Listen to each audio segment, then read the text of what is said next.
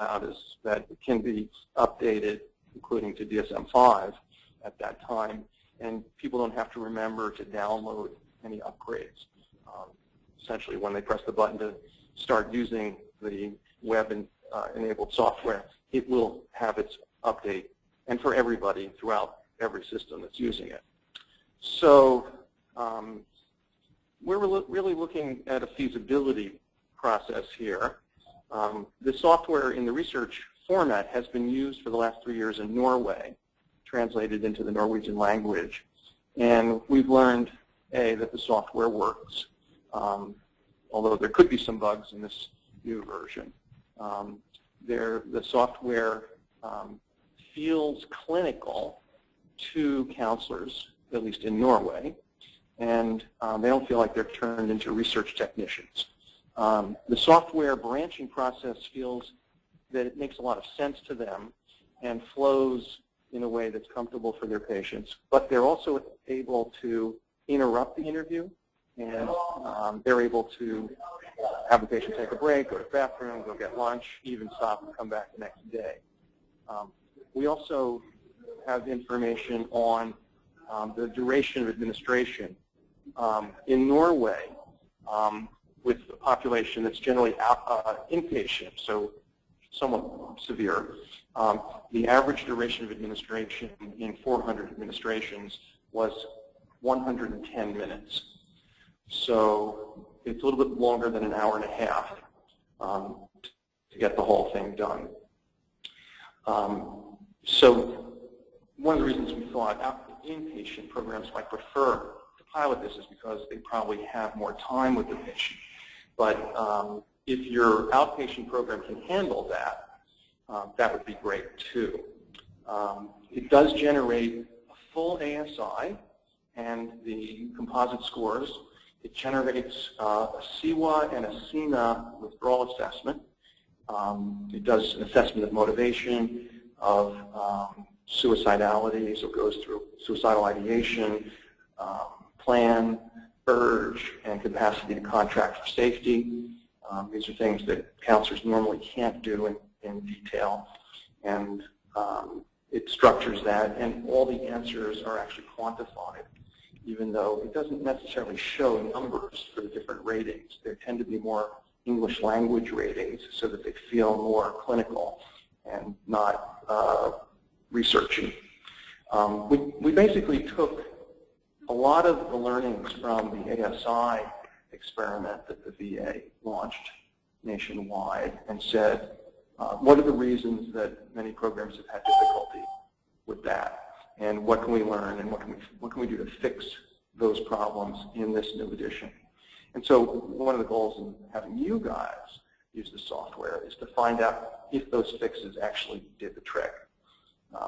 And if the counselors get the kind of ratings that the Norwegian counselors gave. So counselors in Norway ended up rating the software as a bit too long for their preferences, and B, very, very high in satisfaction.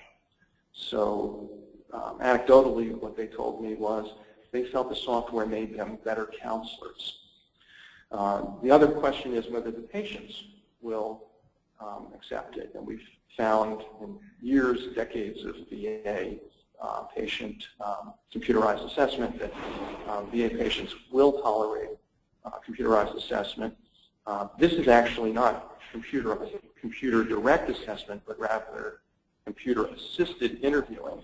So there is a counselor sitting with the patient the whole time. In Norway, the patients also said that it seems to take a long time. However, they said that they like this interview more than any other evaluation they've ever had.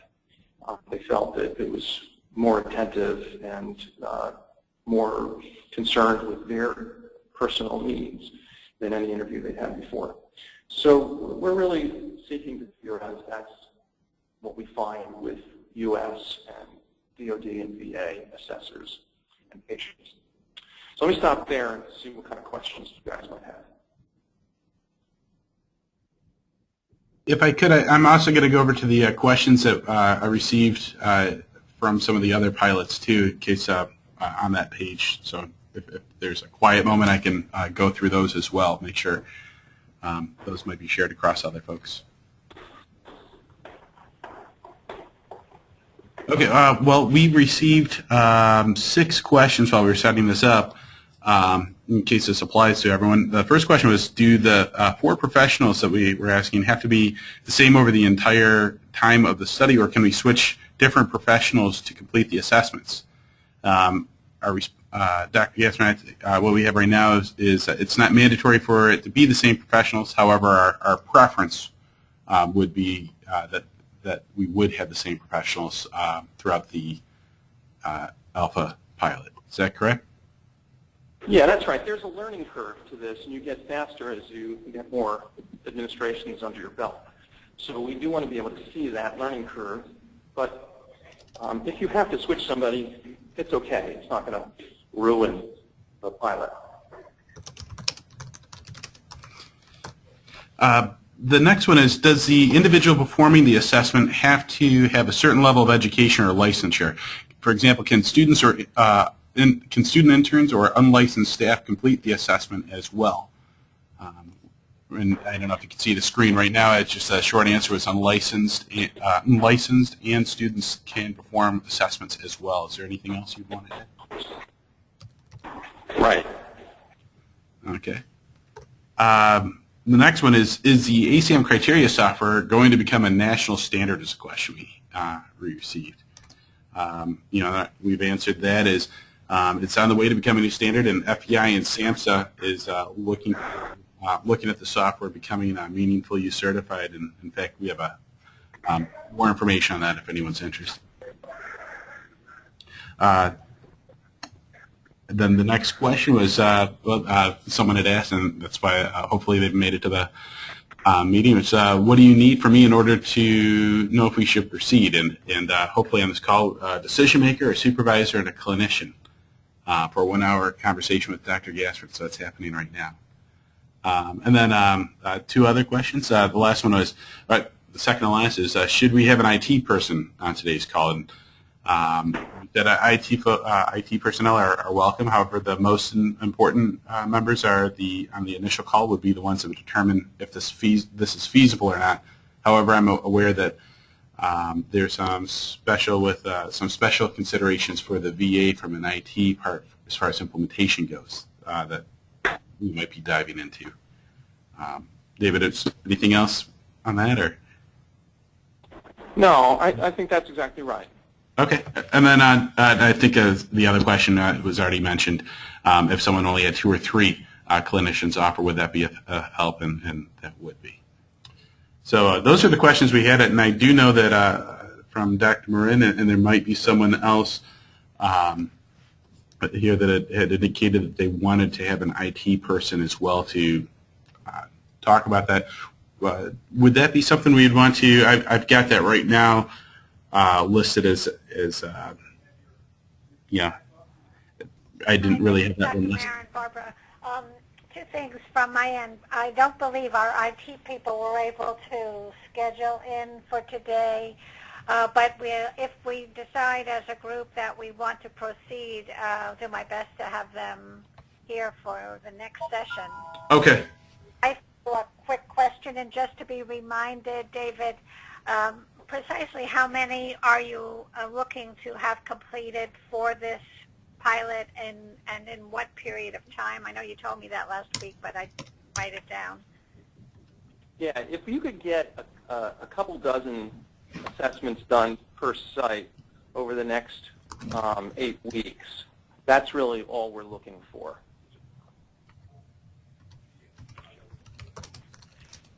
So ideally, as few providers as possible to get that learning curve, but most importantly is to have a couple of dozen per site. Right, exactly. Thanks. Hi, this is Tony Collin. So, David, I just want to make sure I understand. Is this a study that we need to propose to IRB? Oh, no. This isn't even a study. Good. I thought I heard the word study in the discussion, and I thought, uh-oh, that might be a problem. This is just essentially a new product.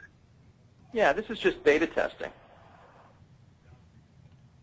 So I think it's easier for us to say that we have a completed product that we're just using to see if it has utility at our military and VA sites. Exactly. Okay, good. Yeah, And and Tony, it's already been validated, so we know that the people who are matched do better in their clinical outcomes compared to people who are mismatched. So we're not trying to, do research or evaluate whether the software works or not in terms of the clinical value. We're really looking to see how you guys like it. Actually, it's you guys who are looking to see how you like it. That's right, exactly. And that's the way I've discussed it with my command here. So the thing that Dr. Marin had said is that we need to make sure we can make it work. Now, one of the things that we had talked about, Barb, was having a parallel, non-intersecting track. In other words, if we have a hotspot that we have on our just a regular laptop computer, can we use code names or code numbers for our patients? For instance, just the first and last initial and the last four.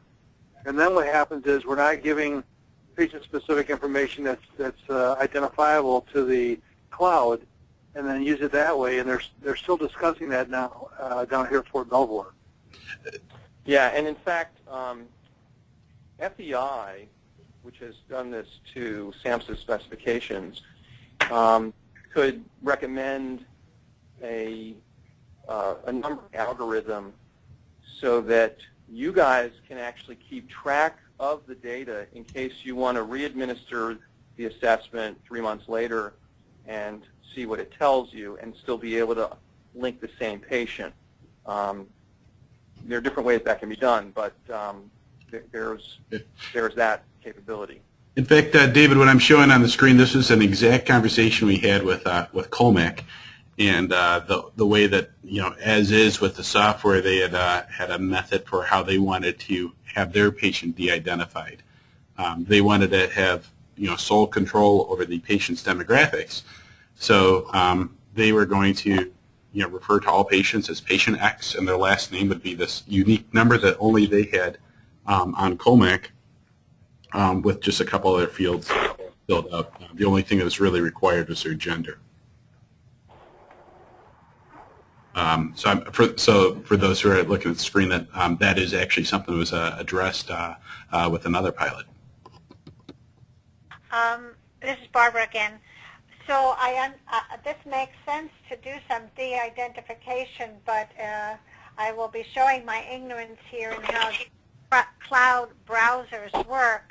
But I thought I understood that in and of itself, whether we de-identify or not, that this is protected information in a very, very carefully constructed format. Am I correct about that? Yes, you are. Tony, do you want to go through what the features are that FEI provides? Absolutely. In fact, I have Eric Roth on the line. He's our developer that can talk a little bit more towards the security of the ECM software, both on how the session's secured. So every part of the the internet between your perhaps your hotspot and our server is secured, as well as the secure hosting as well. So Eric, would you be able to talk to basically about the HTTP, the secured sessions and the security associated with the data being secure and getting to FEI, our hosting facility, as well as the security of the hosting as well? Well, I mean, I'm not 100% sure about the security of the hosting, but I mean, as far as the application is concerned, I mean, we do everything over HTTPS, which means any transmission between the browser and our server is encrypted using security certificates. And I mean, we have nothing that's just publicly available, so you can't access any of the data or the system in any way unless you have a valid login to the system. And just towards the security of the facility, the facility where we're hosting it at is actually trusted by 28 states for their behavioral health, substance abuse specifically information at our hosting facilities. It's it's similar to the VA. Instead of the VA has 38 CFR, is I believe you're compliant, and we have 42 CFR. The privacy rules are near identical on those. So we have we have experience hosting with for over the past 13 years for the 28 states, hosting that data in a secure format, and we have not had any breaches.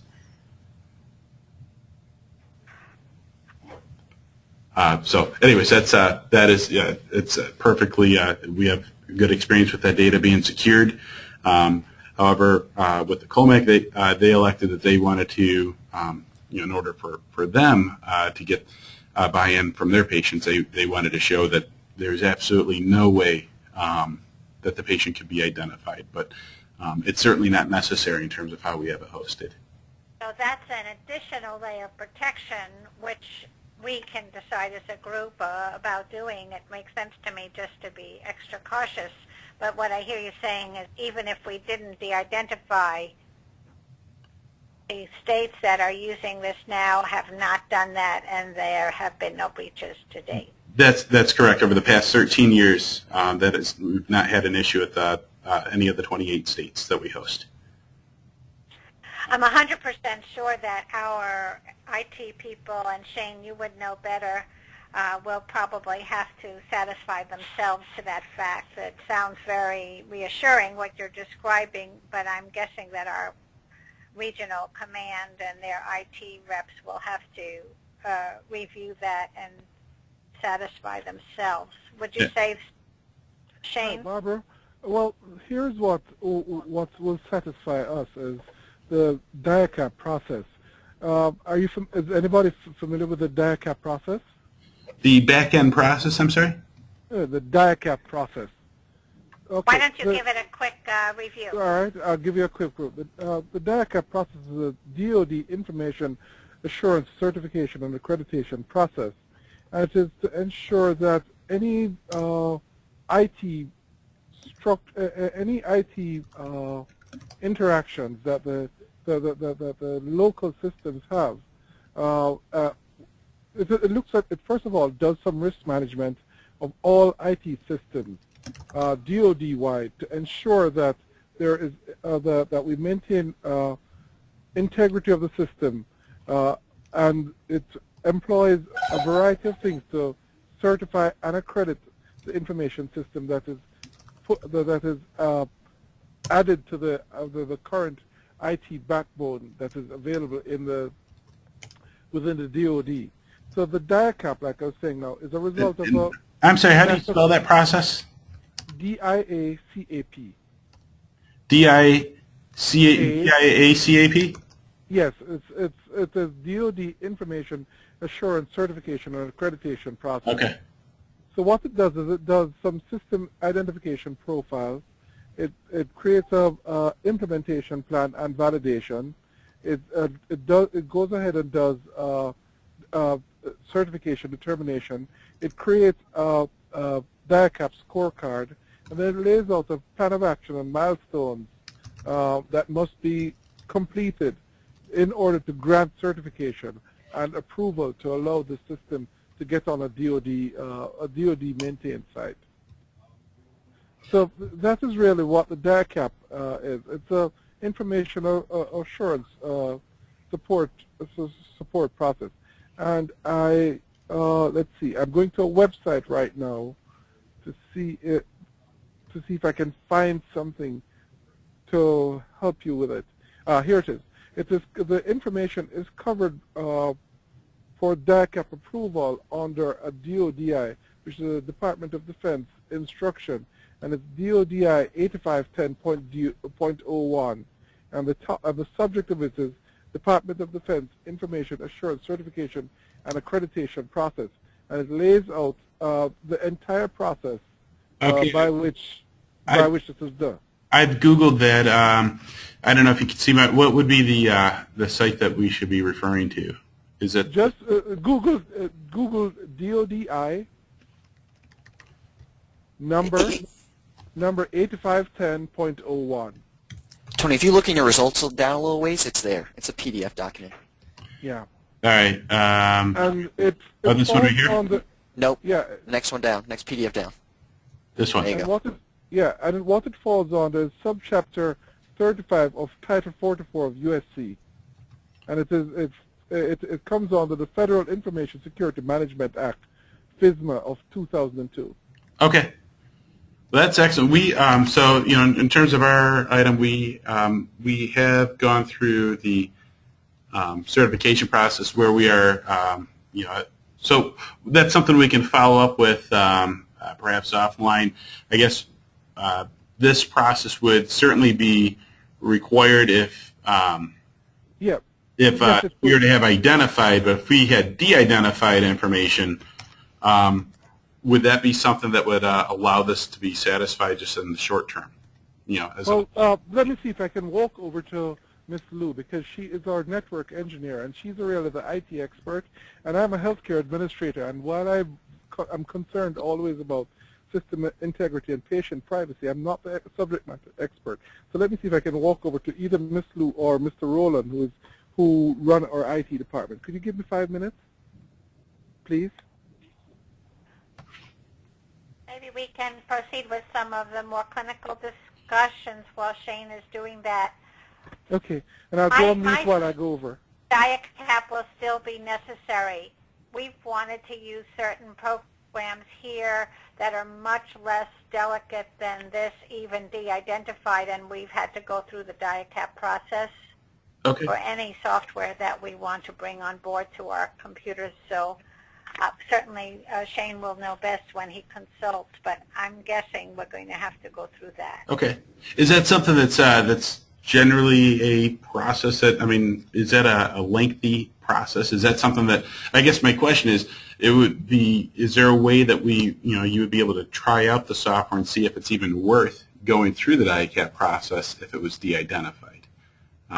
That's a good question. We'd have to find out. Okay, because we'd be happy to go through the process. One, just the whole purpose of the pilot is to see if it's worth the investment. On all parties, from my perspective. So, we de-identify real patients or use it in some other fashion just to get a feel for how it would work. Ideally, yes, if it was de-identified real patients, you could go through the whole process. And I don't know if you have a de-identification number, but this is what we are looking at doing with another pilot. And and from their perspective, they wanted, even though they trusted the technology, they felt it was important for their patients to see that their name didn't exist in any system other than theirs that they hosted. If I might interrupt for a moment, please, Barbara. I have Major Seeley available, and he said he'd be able to break away from what he was doing to answer a question about the DIACAP process. Can I conference him into our call right now? I'll do it so that we don't bounce all over the place with that stupid music again. Can I do that now? That would be great. What is the person's, who's joining, so I can just make sure I... His name is Major Aaron Seeley. He's a JTF CapMed informatics expert. Okay. How do I... I'll do it. Don't do anything. Let me take care of it. Okay? And I'll log him in. Because that way we won't go on hold or anything. Okay.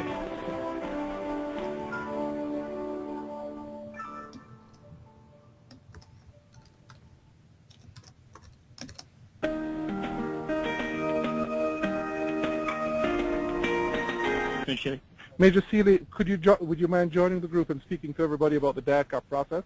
Yes. Okay, I'll go back on mute so you can speak to the group. This is a group that is considering doing beta testing, and they'd like to know what process has to be involved before they can get an IT system onto the JMED or other DoD IT system. So I'll go on mute for you. Okay. And just so for my edification, what's the nature of the group? Major Seeley, my name is Sonny Calise from FBI Systems, and the nature of this pilot, it's an assessment software that we are actually seeking to initially alpha pilot test to see if this would be something of interest or value at the VA. And so our question was to see if perhaps during this 2-month alpha pilot, which is designed to see if after 12 or 24 assessments, if this is something worth implementing at the VA. Wanted to see if de-identified data would be something that could perhaps not require the DIACAP process just for the evaluation stage. The intent of the alpha pilot is to see is it worth significant time or effort on either side to kind of move forward and pilot the beta version of our tool? So you're already in the VA system? We are not in the VA system. This is our first conversation with the organization, and we realize that there is some sensitivity with hosting substance abuse related information. Specifically with the Code of Federal Regulations, I believe it's 38 CFR. If I could make a minor correction, this is a joint project with the Direct Care DOD in the National Capital Region, Walter Reed, Fort Belvoir, Andrews, as well as the VA. Oh. Because Major Sealy is here at Walter Reed, if I'm correct about that. Yes. So this is well, involving both the Direct Care and the VA systems for consideration. Okay. Okay, so, well, I think, yeah, and when you're initially talking about sharing data, data use agreements, and then understanding if there's going to be any, data shared where there will potentially be information shared for research purposes, the consideration of an IRB or review board, those are things to take into account, but those are lesser hurdles to the process of DICAP, which is, the formal process of an information assurance review for certification and accreditation in order to be able to put a system or solution onto a government network such that it doesn't create any vulnerabilities. Initial process is collection of some documents about what the solution does, a self-assessment by the company that builds the tool. And when I say an assessment of what the tool is from a hardware and software perspective, what are the requirements, and then as part of the self-assessment, a vulnerability matrix, in the sense that if you can't meet a specific requirement with respect to what's required by DICAP, which is listed out into 106 information assurance controls. And that's all sort of nebulous, but I can point you in the direction of some reference. Reference points and contacts.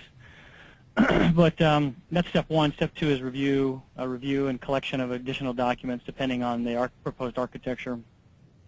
Obviously, if it's a solution that we're going to put on the network and it's going to be full and open and communicate with everything, and we pursue a full DICAP.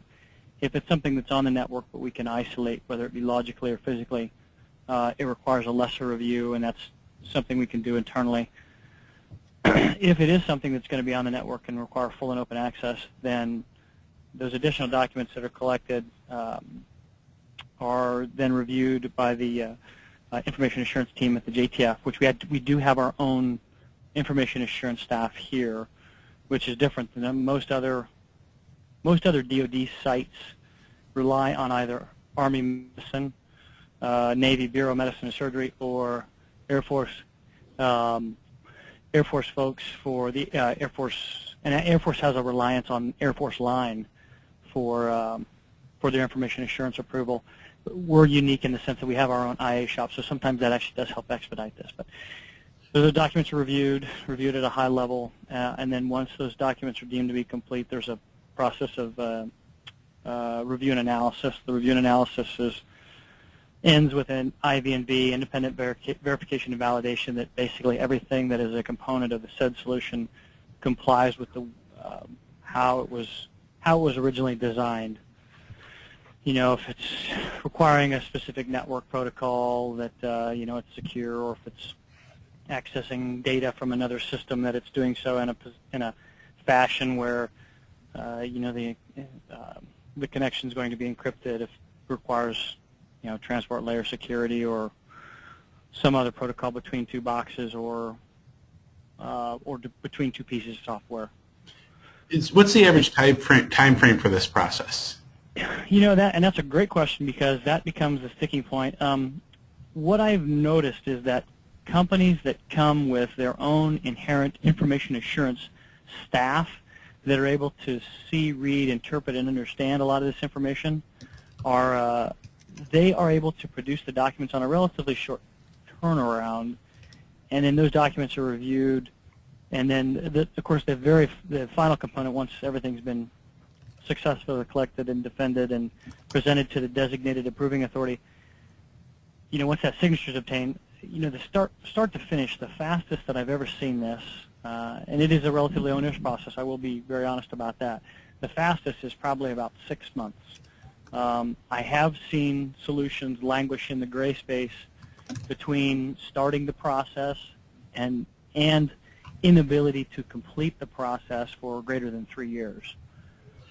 In some solutions, the way that they were designed, they weren't ever, as you can well imagine, you're building out a tool and you're not building it to suit information assurance. You want to protect the data and you want to protect your solution, but you're not generally building it to protect data that's going to exist on a government network. So sometimes there are some vendors, unfortunately, that have built a tool and they have been unable to meet, and as you can well imagine, too, from a business perspective, when you have to try to re-engineer your solution to meet the needs of what either may or may not be a potentially small customer base, sometimes that becomes difficult.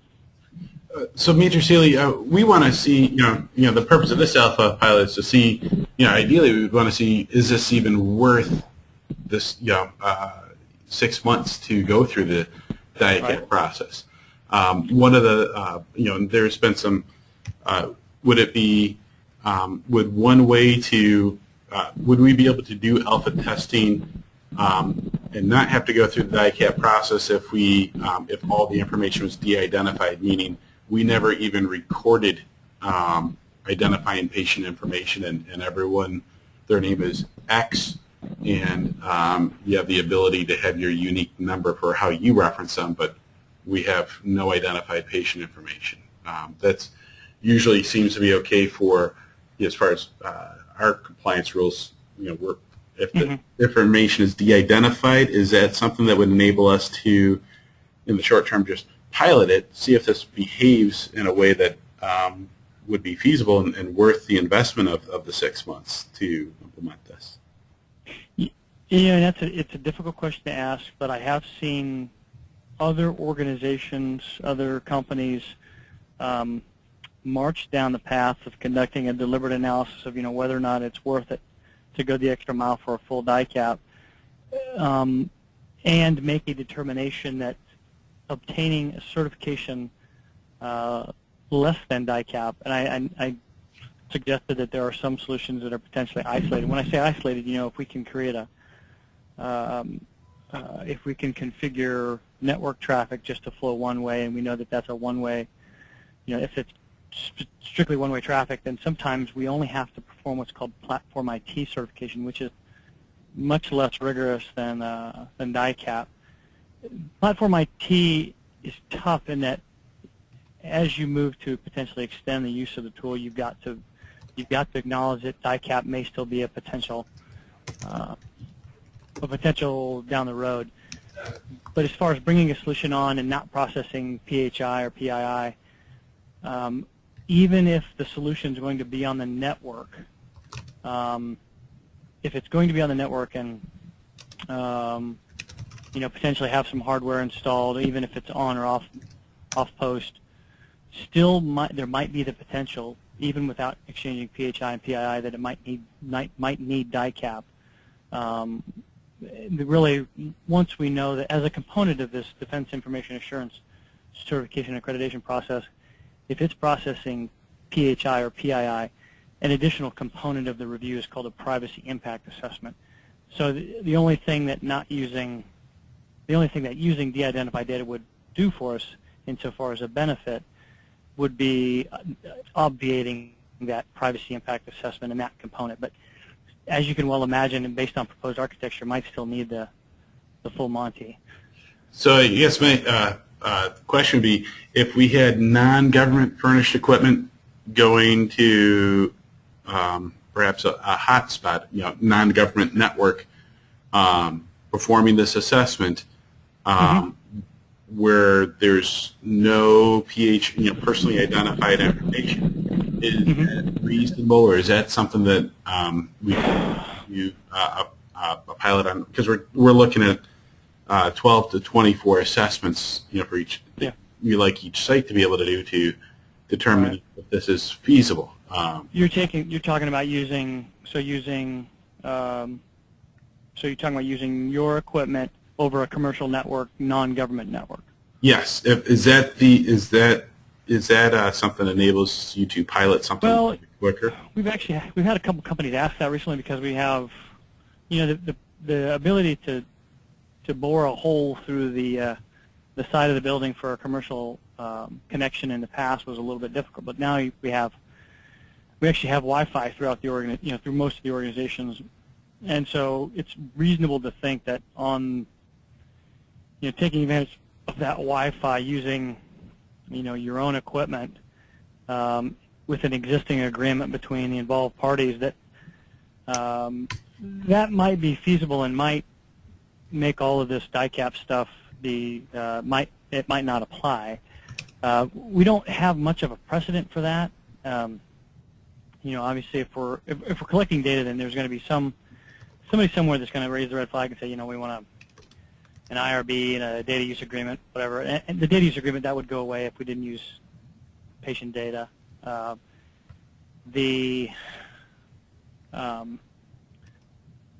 It is feasible to think that. I can think of vendors asking the question about making use of a commercial connection and using their own equipment to conduct some of the work, but I can't think of a specific precedent that I know of that's currently in progress here. So we'd sort of be, and the unfortunate part of that is that because we'd be somewhat breaking new ground, we'd have to make sure that there'd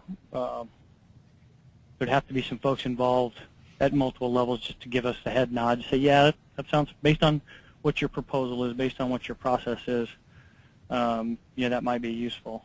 And that may be the way to go.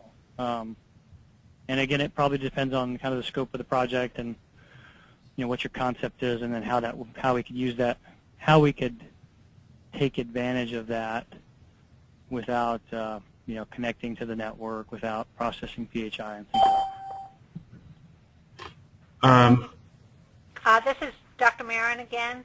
I just wanted to make sure it was clear, because we had some conversation before you came on board. Mm-hmm. The way I understand this model, it is a cloud-based program that would be accessed through a regular browser through these hotspots, I guess, or through an internet access. Does that make any difference? It's not a program that needs installed on our computers. It is a cloud-based program. Mm-hmm. And so without the necessity to plan any hardware in our data center, that does reduce the potential requirement for information assurance review, but it doesn't completely obviate. I think based on what was just suggested, which is use of non-government furnished equipment, non-GFE, through a commercial connection, as long as there is a reasonable assurance that there's not PHI, then that may work.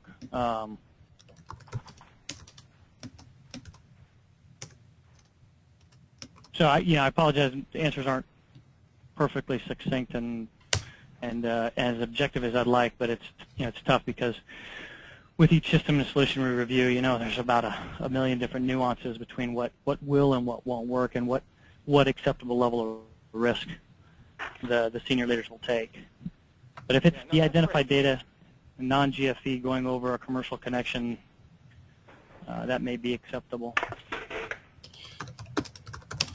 So in terms of that, reviewing whether or not it would be acceptable, we would need to provide a data use agreement just indicating what type of data would be there and how it would be used, and perhaps duration as well.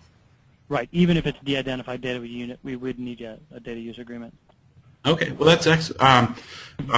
That if after we go through the the concept portion, the clinical concept portion of this, it sounds like that would be the follow-up item where we'd want to pursue understanding what would be needed in that data use agreement, perhaps going through the non-GFE route just for the alpha pilot. Yep. Yeah. Well, Major Seeley, that's terrific. Who would be the point of contact if that is I think best point of contact, and Shane, what I would do moving forward, because I think it sounds like you'll be a courier in this process, is connecting this group with both Miss Grossman, just at a high level, and then also Seaway, and of course Seaway has connection to Mr. Newby, who's our IA guy. But those would be the three that would facilitate an acknowledgement of the fact that yes, this is acceptable. How do you spell? Major Seeley, this is Shane. Yes, sir. Just to respond, I'd already sent up a note to Mr. Rowland, and he's been looking at it, and he's advised Seaway about it and Mr. Branch down at Fort Belvoir. Okay. They're both Mr. Branch and okay. Excuse me, folks. This is Maria Crane. I'm going to have to leave the call. I'm sorry. I have another conference call at 1. So, Okay. Barbara, Shane, maybe you could fill me in. Sure will, Barbara? Maria. Do you have any initial reactions? Or You know, if we can work out the IT and the privacy issue, I think it'd be. I certainly would like to be able to participate. But That's we'll the have to same work thing out for the Fort issues Belvoir. with DOD. Yeah. Sure. Okay, well, I'll be glad to keep you informed. Okay. Thank you. Thank you. Bye bye. Thank you. Bye-bye. No, this is Tony. This is the same thing for Fort Belvoir. If we can get the IT and the confidentiality systems to the satisfaction of our IT people here, then we just have to make sure the JAG is happy and we're ready to move ahead. Tony, do you have any thoughts about how this model the concept would work in terms of you are receiving these referrals from, you know, when you don't get the patient coming to you as the first. I know the DEFCOM over there was. Yeah, I mean, I think what happens is we need to make the system work, so we'll have to work it from our end here. But in the future, when this is actually standard of care, Bragg, Drum, Campbell, all these places will be doing these assessments first to make sure the patient's coming to the right placement. So I see this as a pretty daunting education or training process because there'll be remote sites that have to be trained. Isn't that correct? I would think. No. I mean, I don't think the training is that intensive. It's really just getting the clinician used to reading the questions, recognizing the cue as to whether this is something you ask the patient pretty much verbatim or whether you make the assessment in your own mind. Getting familiar with what the answers are and, you know, the different styles of buttons to click. And navigating from the different sections, which are like ASI sections. Other than that, there's not a whole lot to it besides common sense. I think it's more a matter of buy-in, Tony, since we're different systems of care. The Army's substance abuse programs are under a different command, so there's sort of an education kind of process of getting buy-in from the top, and that's true of Navy and Marine Corps as well. But I guess if we find that it has substantial value added, and it certainly has a lot of appeal to me, it's a consistent model, This is Tony. I'm going to have to jump into my command meeting right now. I'm getting pulled in. So, David, thanks for doing this, and we need to keep pushing it, okay? Thanks, Tony and Barbara. We have another call lined up, so I think we've accomplished our goals for this call. Is that how you see it, Barbara?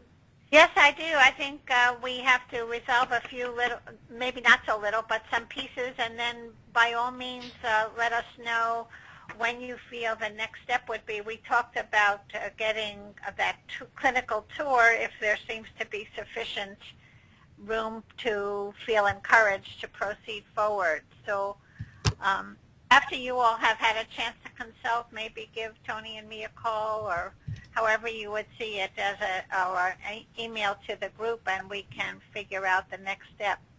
And the next steps I understand would be, it sounds like Shane knows the 3 or 4 individuals, but it's seeing if that our data use agreement would be an acceptable data use agreement for for the pilot. Right. I think a separate meeting for those folks would be the next step. And then if they feel this holds promise and it sounds like it may be simpler than it first sounded, then we can proceed further. That sounds good.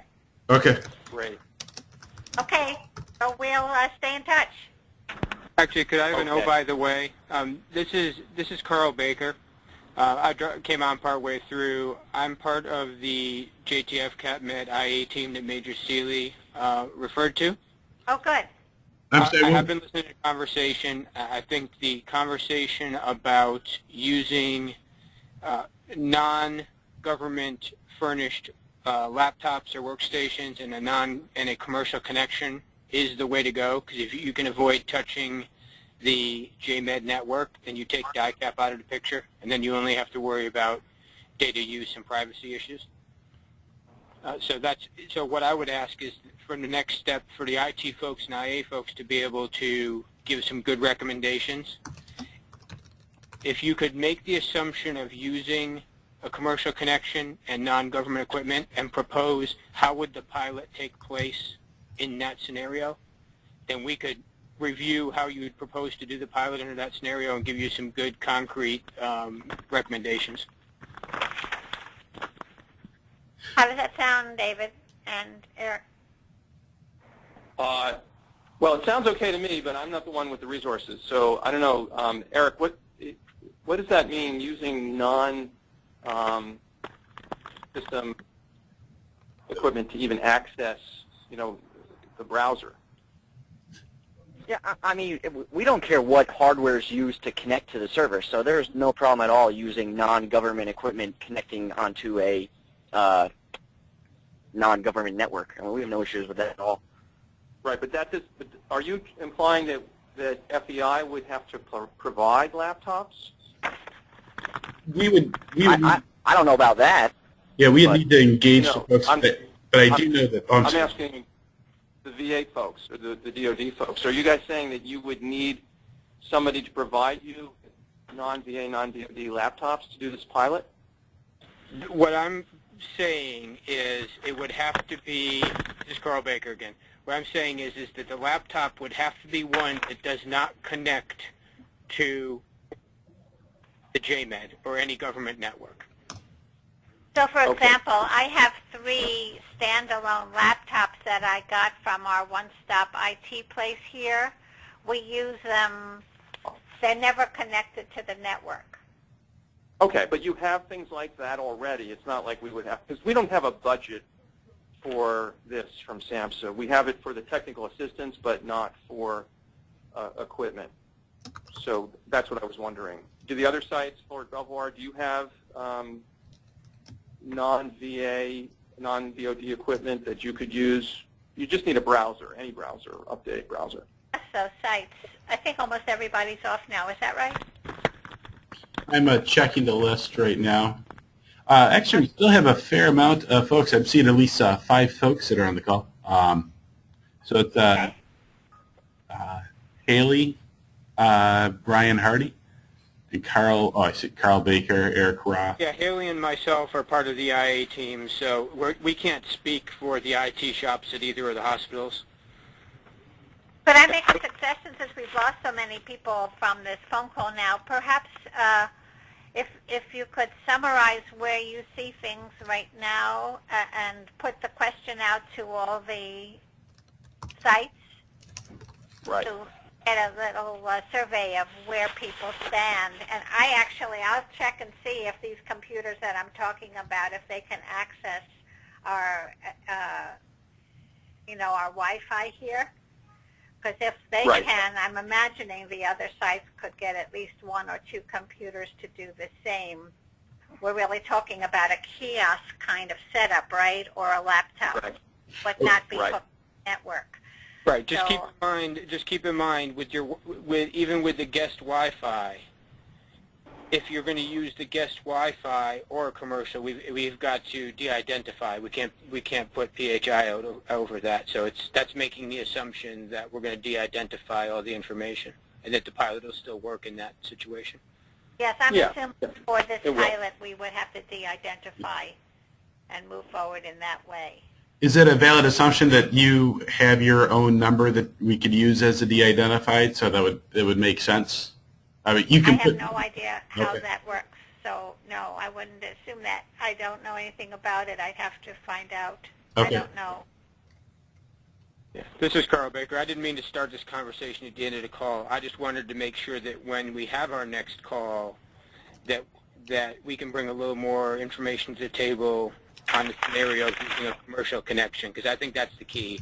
If we're not running any piece of this on a DoD or VA network, then you take DIACAP and the certification accreditation process out of the picture. Then you just have to give us assurance on the privacy side, and it makes it smooth for a pilot.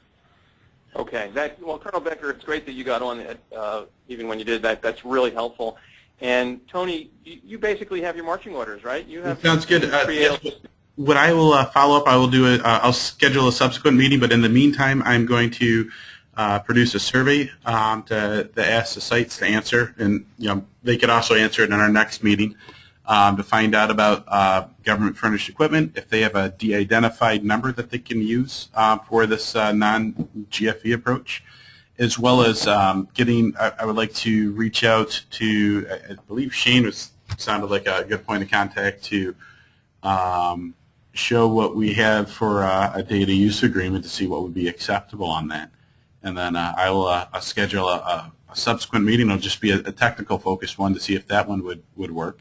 And if we have traction on that one, then we can move forward. Is that everyone else's kind of understanding? I'll provide a summary of everything on the call. I know we lost some folks. Tony, for people like me who don't know much about this de-identification process, how does one get a de-identify code? Okay, so it varies. So, for instance, Tony, it's David. I'm sorry to interrupt. I'm going to have to sign off. Okay. Okay. I think it might be worthwhile, Tony, it might be worthwhile having a couple phone calls with a few of the key people, both IT and the leaders like Barbara, before you send out the surveys to make sure that the survey captures everything that all of them really need to know. Okay. Good to know. Well, then, Dr. Marin, I'd like to follow up with you. I'll send you a link though on how it was proposed, at least for one pilot tester, where they have their own number at their own organization that they assign patients, and so they just use that number in lieu of a name in our system. So there's one number, and then there are other codes that individualize it to the patient? Actually, just that one number. So, I mean, I can say it was a Colmac is an inpatient facility. They have outpatient and inpatient, and they have something that they've used ever since, they use for all their patients. All patients get what's called a Colmac number. It's the unique number that they provide. It's not a Social Security number. It's generated by Colmac. No one knows it but them. And okay, I can call Dr. Kolodner and find out what they do. Okay, and then also I have a help page on the de-identified information. I could email that to you as well. I've started to take notes on that. I wasn't sure if you're looking at if you're able to look at the GoToMeeting, but I can send that. Let's see, I'm there now. I don't know if I can copy down from this page though. If you would be able to, this first page here. Not sure how to. Can I copy off this page? You can, or it's mighty easier if you can just download it as a PDF. Oh, there you go. Yeah. The only thing you lose, unfortunately, is you lose my screenshot, but I explained what we do. In the last name field, you put in the patient number and gender. You have to put in the patient's real gender. First name, we just, you put in the number or the letter X, and then date of birth. It's required, but it's not actually used by the algorithm. So basically, you just have to put in 4 fields, and we say indicate what you put into it. Okay, I don't think I can actually copy this down for some reason here. Okay, well, I'd be happy to make something that's more portable Yeah, that would be great. I appreciate all your time. I think we did. Yeah, I'm sorry that we ran over at some technical issues on my side. So. Well, that this IT issue needed to get resolved before we could really make any other. Okay. So Well, it's good to get this sorted out first. Terrific. This is Viable option. Barbara, this is Shane. So Hi, Shane. No, I'm not signing off as it. So what I will do then is, as soon as anybody notifies me that they have the IT issue, what I'll do is I'll make sure that the relevant people who are responsible for our IT network here within the JTF, CapMed, are apprised of all your concerns and get all the questions, and they get looped into all the discussions from this point forward. I got the email this morning that we had not touched base with the IT people, but I didn't have chances to get the invite out to them on time. But I got the email. I sent it this morning, but yeah, and I just didn't have a chance to get a hold of them because they have other things that were going on, and it is my fault. I should have taken initiative early on and not relied on you. I left it in my draft box. It's okay. So I think we're set for now. We'll just refine some of these questions, and then we'll put inquiry out to the field to see where people stand. Does that sound right? Absolutely. Okay to me. Okay. Can I meet with you this afternoon rather than right now? Because I'm still in my office, and if I am to get over to your office, we would only have a 20-minute meeting. Well, let's do it another time then, because I have a patient at 2:30. All right. Call me and send me an invite then, Barbara. Thanks. Okay. Thank you, and thank you. Bye-bye. Thank you, everyone. I'm going to end the meeting. Yep. We're over. All right. Thank you, everyone. Bye-bye.